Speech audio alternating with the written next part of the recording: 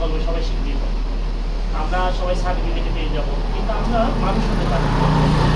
আমি আপনাদের উদ্দেশ্যে বলি, আপনারা সার্টিফিকেট একটু সবার থাকে, সবাই মানুষ হতে পারে, আপনারা মানুষ হওয়ার চেষ্টা করবেন।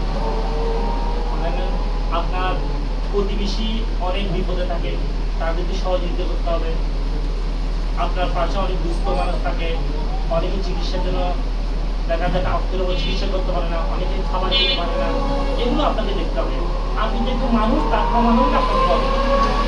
কারণ আমরা দেখি আমাদের এখানে এখন 99% শিক্ষিত, কিন্তু 99% কিন্তু মানুষ না। আমরা প্রায় মানুষ জুলুম করি, ঠিক আছে, অন্যায় করি। আর আমরা এই যে যখন 24-এ গেছিল আপনার শেখ হাসিনার পতন হয়েছে, তখন আমরা আরেকটা জিনিস শিক্ষা পাইছি, হচ্ছে যে শিক্ষকদের কিভাবে অসম্মান করা হয়। তো এখন মনে হয় আপনারা আগামী কেউ ডাক্তার হবেন, কেউ শিক্ষক হবেন, কেউ ইঞ্জিনিয়ার হবেন, আপনাদের জীবনে অনেক লক্ষ্য থাকে, তাই না? তো এখন আপনারা যদি এখন থেকে যদি আপনাদেরকে যিনি শিক্ষা দান করেছেন, যারা শিক্ষক, তাদেরকে সম্মান করতে হবে।